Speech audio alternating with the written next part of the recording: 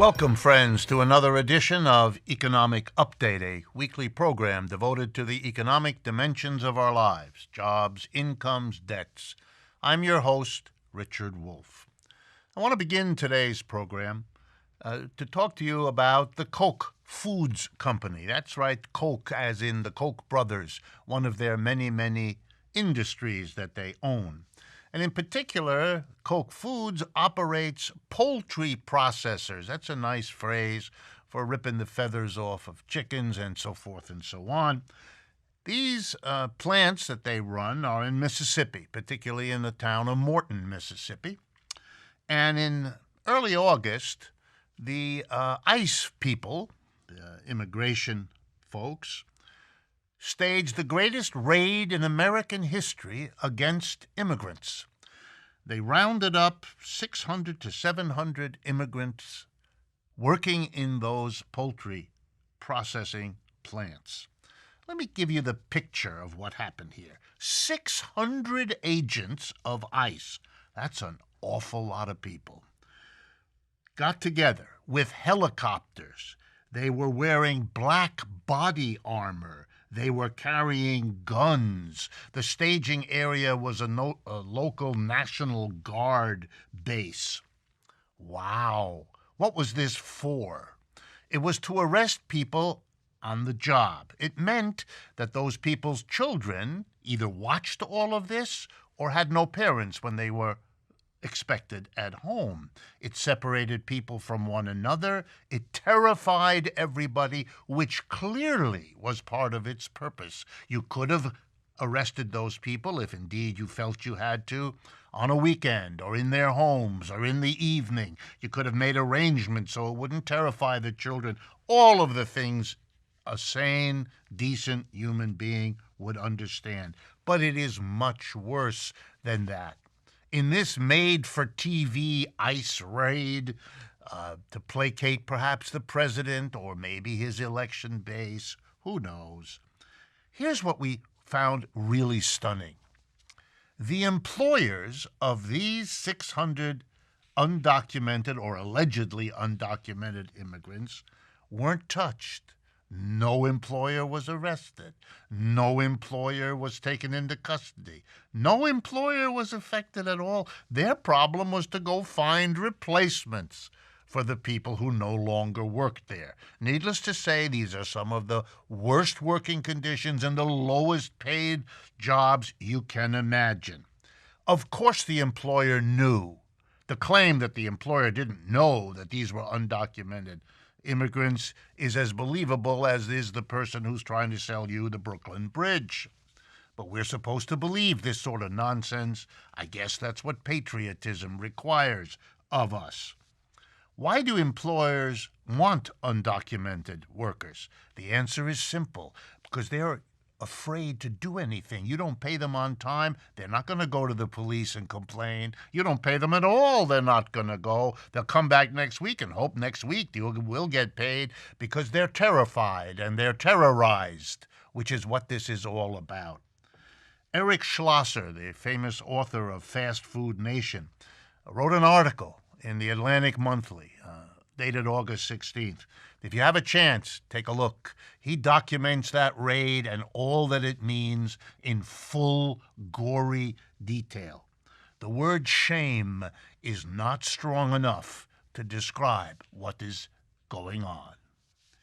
I want to turn next to another specialty of our day, guns. And I want to report to you from the center. It's called the Institute of Health, Medicine, and Evaluation, maintained by the University of Washington, Washington State in the Northwest. They keep track of gun deaths per 100,000 of the population across the world's countries. The United States has the following: 4.43 gun deaths per 100,000 American citizens as of 2017, the latest year for which data are available.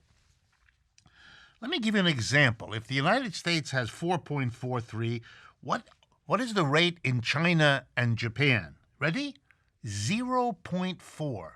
Let me stress, that's 100 times less of a rate of gun deaths per 100,000 people. Canada, a place rather like the United States with lots of people who have guns. How many gun deaths do they have? Again, we in America have 4.43, the Canadians 0.47, 1/10 the rate of the United States. Let me give you the names of two countries that also have less gun deaths per 100,000 than we do. One is Afghanistan and the other one is Iraq. Here's the statistic. Afghanistan, 3.96. They're getting close to us, but they still, in a country that is war-ridden for the last umpteen years, they still have fewer gun deaths per 100,000, and in Iraq it's 3.54. Close, but still less than what we have in the United States. In Britain, 0.06. Denmark, 15. Here are some countries that have higher rates of gun death per 100,000. El Salvador, Honduras, and Guatemala. In El Salvador, 43.11. That's 10 times worse than the United States. That, of course, is why those people are coming to the United States, to escape a level of gun violence that ought to make us welcome them seeking safety. But, of course, you know what we do instead. My next update has to do with how conservatives in America are responding to the proposals of some of the Democrats running for president, particularly Elizabeth Warren and Bernie Sanders, to tax wealth in the United States. Oh, they are getting their passions riled up about it. Let's take a look. I'm going to focus on Elizabeth Warren's plan because it is the most clearly and worked out and detailed plan. Here's her plan. She would require an annual 2% tax, 2%, on all portfolios or all net worth individuals who have, get ready now, more than $50 million. So a lot of you listening and watching can relax because Elizabeth Warren is not after you. If you have $50 million or less, none of what I'm about to describe to you will affect you. You're not part of the story. And how are they going to be taxed? 2% of what they have above 50 million. The first 50 million, nobody gets taxed, including these wealthy people. Only what you have in excess of 50 million will be subject to a 2% tax. And if you have more than 1 billion, you will be subject to, get ready, a 3% tax per year. Okay, how many families in America are going to be affected by this tax? Answer, 75,000 families. That's in a population of 325 million people. I did the arithmetic. Here's the percentage of Americans that will be affected. Ready? 0.0002. Wow. How could you get really excited about this if 99.99999% of the people are not affected by this tax? Well, our conservatives, ever ready to defend the 0.00002%, are on the job.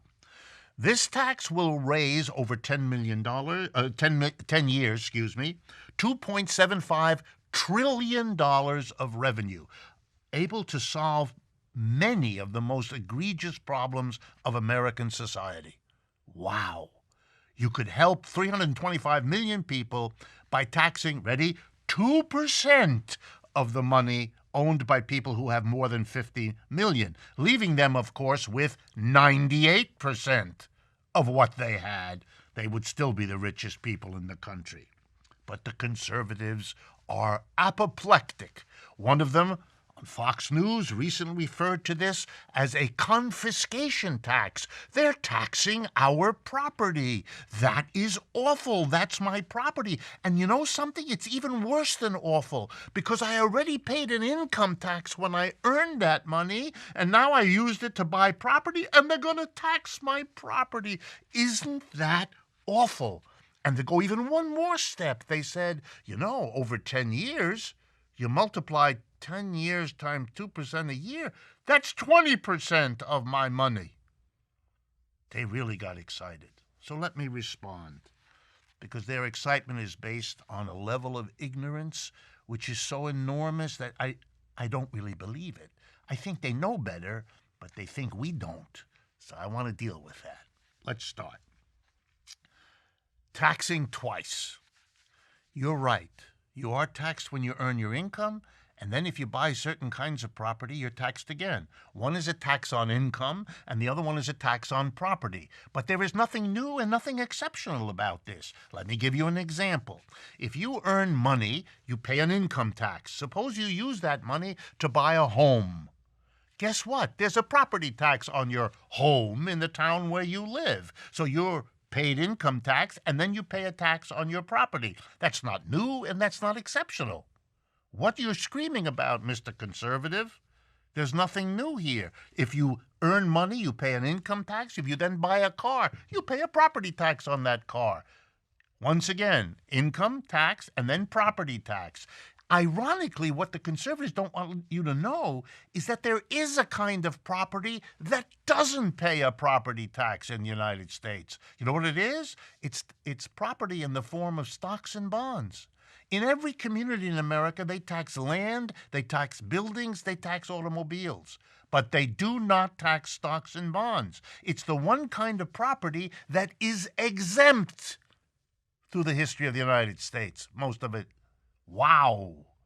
The fact is, it's a highly unjust system, this property tax. It taxes cars, homes, and land. That's the property average people sometimes have, at least the better half of them, in terms of income. 10% of the people own 84% of the shares of stocks and bonds. They're the ones escaping from a property tax on the property they're rich enough to own.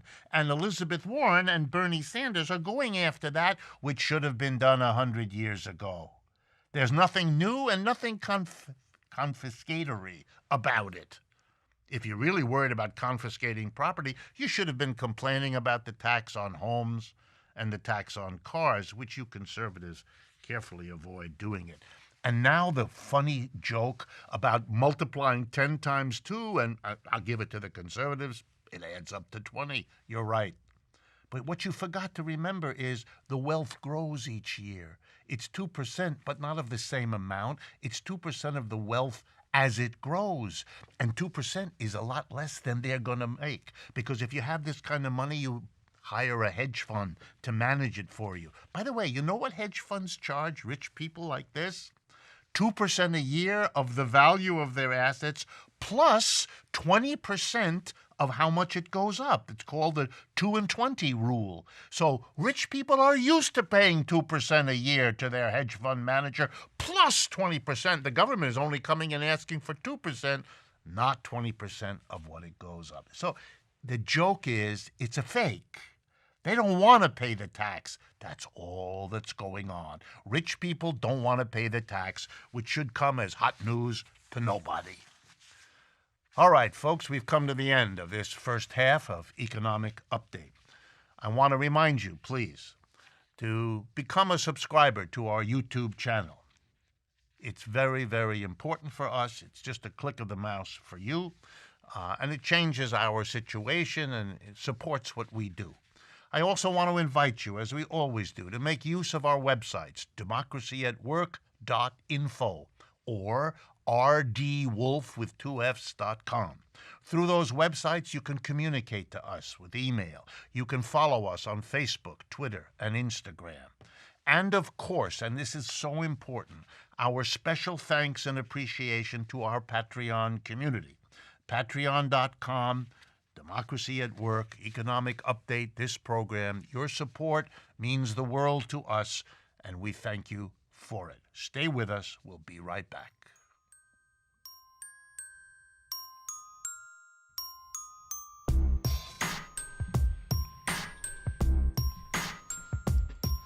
Welcome back, friends, to the second half of Economic Update. I'm very pleased to be able to welcome again Dr. Harriet Fraad. She is a health counselor, mental health counselor in private practice, a hypnotherapist in New York City. You can find her work, which you're familiar with if you watch or listen to this program, at her website, Harriet Fraad, Fraad.com. Recently, she has begun to produce a bi-monthly podcast called Capitalism Hits Home. I think you'll find this kind of work that we will be talking about available on that podcast, and we urge you to take a look at it. It is available on iTunes, Google Play, and at our website, democracyatwork.info. If you'd like to support it, please go to patreon.com/capitalismhitshome. Welcome again. Thank you. I want to ask you about the relationship between capitalism as an economic system on the one hand and our mental health. Even though it's a bit odd, let me quote our dear president, Mr. Trump, who, in defense of his advocacy for guns everywhere and as many as possible, doing the work of the NRA, explained that the recent horrible shootings are not about guns, but are actually about mental health. He thought thereby to defend himself and his record, even though it implies for the rest of the world that the United States problem, which they thought was bad with guns, is actually much worse because we have such a mental health that we have 10 to 20 to 30 times the amount of gun violence, apparently because of our mental health. But putting that aside, there is a serious relationship between the two. So I'd like to explore with you how capitalism as a system shapes, influences the mental health of the American people. And to focus us, I want to talk about two parts of capitalism: the goods and services that are produced in the employer-employee relationship that we're all familiar with in a factory, the office, the store, on the one hand, and the other part of capitalism, the buying and selling in markets that we do with the products of our goods and services, where we buy and sell with one another, the market in short. So let me begin by asking if you could tell us a little bit about what mental health is, and then begin to explore how capitalism as a system affects it. Oh, what mental health is among human beings is connection. We're herd animals. We're never supposed to be all alone. That's why solitary confinement is the worst possible torture and the worst possible punishment banned by civilized countries. In any case, people depend on connection. There's a table of connection. The first leg is intimate connection. It could be with a lover or a husband. Emotional connection, not necessarily present with a husband or a lover or a wife. Or it could be with a best friend to whom you really can confide and who will stop what they're doing and hear you if you need them to, or a relative who has that function in your life.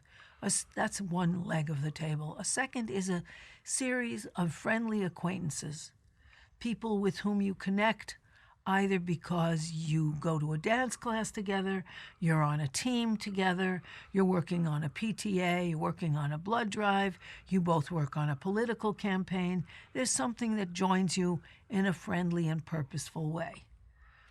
Another one is connection to a wider circle, a feeling of being connected to your community, being connected to your city, to your country.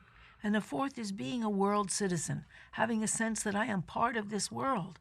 So if climate change is happening and drying up places that are flooding and so on, I'm part of that. I have to face that. I am a world person. So you're connected intimately, acquaintance-wise, community, and world. Exactly.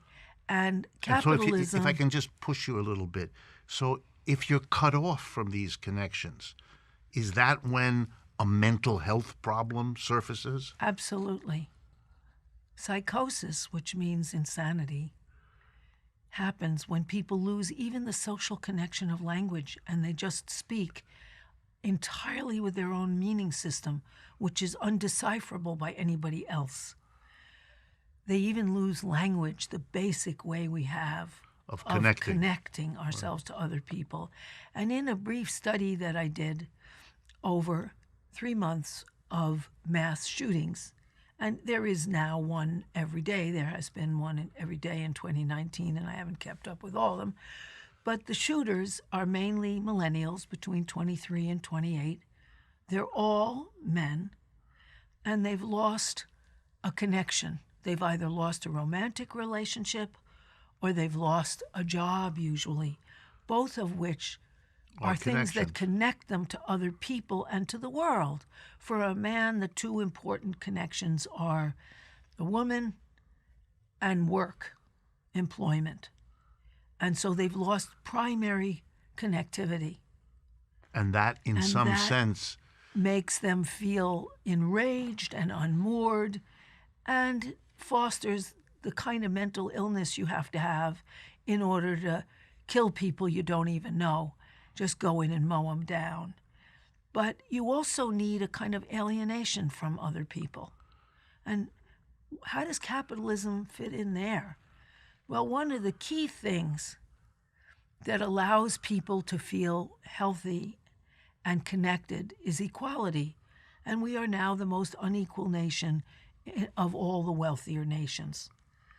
When you have advertising everywhere you look, ads that are lying to you and you know it, you lose trust. Millennials, who are the loneliest people of all and the least connected, also lose trust that they have a future, because they don't. They're not even sure they have a planet, no less a job, because everything is shaking. Everything is precarious. So the connections are attenuated. They're weakened. Absolutely. They're weakened. You can't plan on anything. In the old days, you fell in love, you got married, you settled down in one place, you had children. Now the biggest increase in married couples types are married couples with no children. Most Americans aren't married between 18 and 35, the years of primary fertility, so they say. And people are unmoored. They're disconnected. Women are less disconnected because we've been given permission to be emotionally open and affectionate with each other. So you can walk into the bathroom in any women's room and say, oh my God, I'm feeling fat. The other women will interact with you about your feelings, or this guy's a creep, You immediately can bond with people. Men don't have that. They're much more guarded. Women walk around with their arms linked or their arm around each other. Men don't. They're much more physically isolated from another because they're afraid they'll be accused of homosexuality. There is a whole alienation of people from one to another. Plus, the way employment works is no one will hire you to do a job if you can't make more for your employer than you're getting as a salary. So you're always being robbed. He's always getting more. He's always trying to get more for him or herself than they give to you, which doesn't breed trust and kindness amongst people. Right. It's an old argument of the critics of capitalism who use often the word alienation, that if your job is always a situation where the employer, the boss, is trying to get more out of you and pay you less in one way or another, you're setting up a tremendous adversarial situation in which you're on guard, you're distrustful, you're bitter, you're unhappy. We call the hours right after the end of the job the happy hour in the bar because it underscores how unhappy. Is it your argument, let me ask you, that these conditions disconnect people from one another? They disconnect people from one another. They make each other suspicious. Someone else will get the promotion, then they'll get more. You won't get more. At the office, people are jockeying for position so that they can get more, and they can have more power so that they can have more influence. And the CEO at the top gets between 250 and 350 times more than they get, even though he's not doing all that much. That's a big contribution. And the idea is getting more, and also the humiliation of the mass of people who have less. So the kid who doesn't bring their milk money is humiliated in front of the class. In one of the states, luckily this was defeated, but they had the idea that kids who didn't bring in their lunch money because they didn't have it should have to clean up after the other kids in order to have lunch. That there is a humiliation. You think of the people at the top, rich and famous and lucky. You look at somebody like Epstein, who came from a working class background and amassed $577 million, but didn't have a close relationship with anyone. Everyone was someone to use, and he was in a wealthy circle where they all used each other and did each other favors, like procuring adolescent girls to rape or money and connections. His whole life was money and connection until he died. But you're saying that kind of connection is not what you referred to No, before. it's a transactional connection. That's the point. It's you get more than you give. So that he did Wexner a favor. Wexner was a billionaire who he served by hooking him up financially, for which he got $200 million in compensation at one point. Everything you do has a price. When Epstein was in jail recently before his murder or suicide, he put money in the commissary accounts of the different reputedly rougher people at the jail so they wouldn't rough him up, because he'd always paid everybody off, and he did it to the end. So in a way, we're going back to your earlier point. The inequality creates an interruption or a blockage of connection. You can't feel connected because that person is so much wealthier than you, or that person is so much poorer than you. It's an argument that inequality really is, in its own way, an endangerment to mental health. It is. And people more and more, if they have the money, they live in gated communities. They join golf clubs where you have to pay over $100,000 to be a member. They make sure that those others can't get anywhere near them. Wealthy people send their children to private school. Dalton, where Epstein taught, where our Attorney General's father gave him a great big favor, which one doesn't understand what he got in return, but in any case, where he taught, cost $51,350 a year for kindergarten. What kind of kids are going to be in your class? Even if you get a partial scholarship at Dalton. So the irony is they want to connect a few people. But they disconnect from the masses who are trying to get their hands on their money. And even among those few, they have transactional connections. There's a book called Primates of Park Avenue, or Park Avenue Primates, which is a study of the 1%, who doesn't even talk to you unless you have money and connections, because everything is a transaction. You don't find someone who seems sympathetic and become a friend. No, you watch how they're connected and what they can do for you, and whether playing with their kid can get you into a better school. So in a way, is it too much for me to say, to draw from your comment, that in a society that interrupts or blocks or thwarts connections, it isn't that, on such a systematic basis, it isn't that surprising that occasionally people go over the edge with the level of mental upset, of disconnection, and then act in these bizarre ways that are kind of extreme form? Well, it's a combination of the mental and emotional disconnection that allows you to kill people, and also the proliferation of guns in a society that doesn't care if you die. They're selling. They're selling, and they're lying to sell, so that they're cut off from other people, and you are cut off, and people are very lonely. 22% of millennials say they don't even have an acquaintance, no less a friend. Sad. We'll come back to this topic at a future point. Thank you very much. I hope you found this as interesting as I did. You know, evaluating capitalism as a system should always have asked the question, what are its implications, not just for our physical health and our jobs and our incomes, but for the mental health upon which a civilized society depends. I look forward again, as always, to speaking with you next week.